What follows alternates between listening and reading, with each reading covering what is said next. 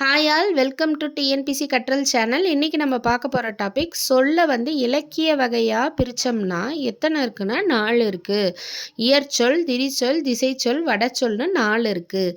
இப்போ ஃபஸ்ட்டு நம்ம பார்க்க போகிறது இயற்சொல். இயற்சொல்னா என்னென்னா அனைவராலும் எளிதில் பொருள் விளங்கக்கூடிய சொற்கள், அதாவது எல்லாராலையும் ஈஸியாக புரிஞ்சுக்க முடிஞ்சுது அப்படின்னா அது இயற்சொல். இது எந்தெந்த இடத்துல வரும்னா பெயர், வினை, இடை, உரிச்சொல்னு பார்த்தோம் இல்லைங்களா? அந்த 4 இடத்துல இந்த இயற்சொல் வரும். எடுத்துக்காட்டு மண், பொன் அப்படிங்கும்போது ஒரு பெயர் இயற்சொல். இந்த சொல்ல மண்ணுனா எல்லாத்துக்கும் தெரியும், பொண்ணுனா எல்லாத்துக்கும் தெரியும். அடுத்தது வினை இயற்சொல். வினை இயற்சொல்னா நடந்தான், ஓடினான் அப்படிங்கும்போது ஒரு வினையை குறிக்குதா. அதுவும் இந்த ஓடினான் நடந்தான்னா ரொம்ப ஈஸியாக எல்லாராலையும் பொருள் விளங்கக்கூடிய அளவில் இருக்குது. அதனால் இது இயற்சொல். அடுத்தது இடை இயற்சொல் அப்படின்னா அவனை போல, ஐங்கிற இடைச்சொல் வந்திருக்கா, அப்போ இடை இயற்சொல்.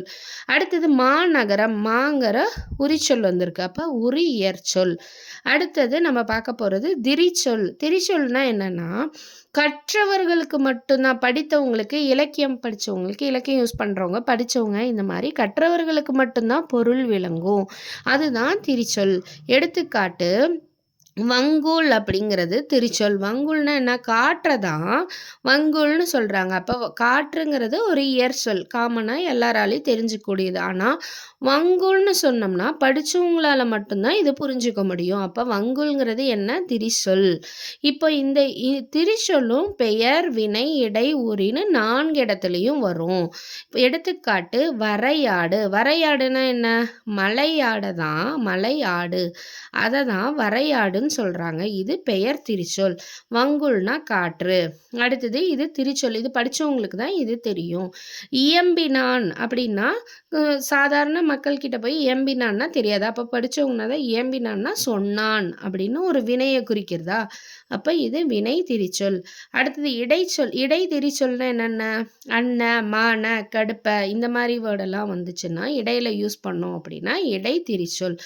உரி திரிச்சொல்னா என்னென்னா கூர், களி, இதெல்லாம் கற்றவர்களுக்கு தான் தெரியும். அப்போ இது உரி திரிச்சொல்.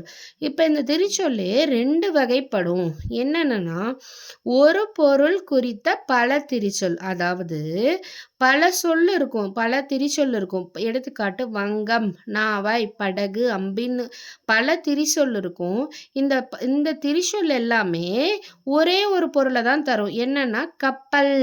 இப்போ வங்கம்னாலும் கப்பல் தான், நாவாய்னாலும் கப்பல் தான், படகுனாலும் கப்பல் தான், அம்பினாலும் கப்பல் தான். அப்போ ஒரு பொருள் குறித்த பல திரிச்சொல். இன்னொன்று என்ன இருக்கு அப்படின்னா பல பொருள் குறித்த ஒரு திரிசொல். எடுத்துக்காட்டு இதழ்.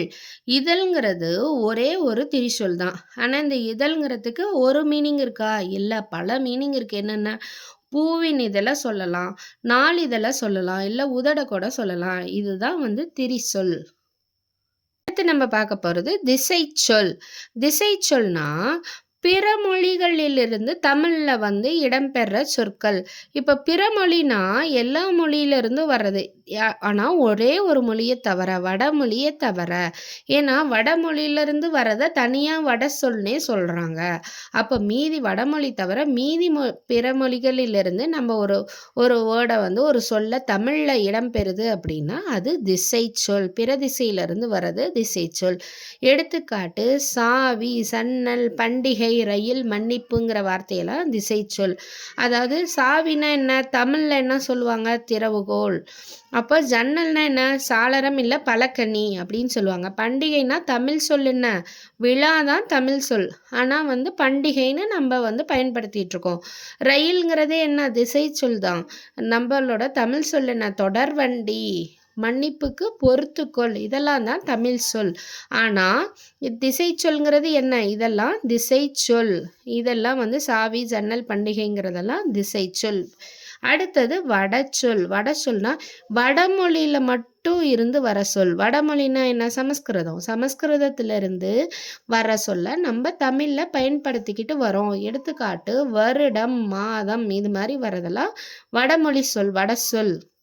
இந்த வட சொல்ல 2 வகை இருக்கு. என்னன்னா, தற்சமம், தற்பவம் அப்படின்னு இருக்கு.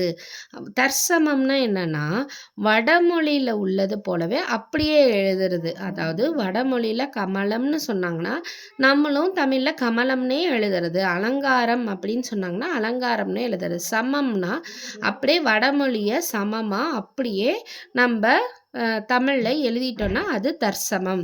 அடுத்தது தற்பவம். தற்பவம்னா என்னன்னா, அந்த வடமொழி சொல்ல நம்ம தமிழ் லெட்டர்ஸ் இருக்குங்களா, நம்ம தமிழ் எழுத்துக்களால மாற்றி எழுதுறது. எடுத்துக்காட்டு இப்ப லக்ஷ்மி, விஷம், ராஜாங்கிறதெல்லாம் வட சொல்லு. இந்த வட சொல்ல நம்ம என்ன பண்றோம்னா, தமிழ்ல லக்ஷ்மிங்கிறத லக்குமி, விஷம்ங்கிறத விடம், ராஜா அப்படிங்கிறத ராசா அப்படின்னு தமிழ்ல நம்ம மாத்தி எழுதுனா அது பேரு தற்பவம். Thank you all. உங்களுக்கு அந்த வீடியோ பிடிச்சிருந்தா லைக் அண்ட் சப்ஸ்கிரைப் பண்ணிக்கோங்க.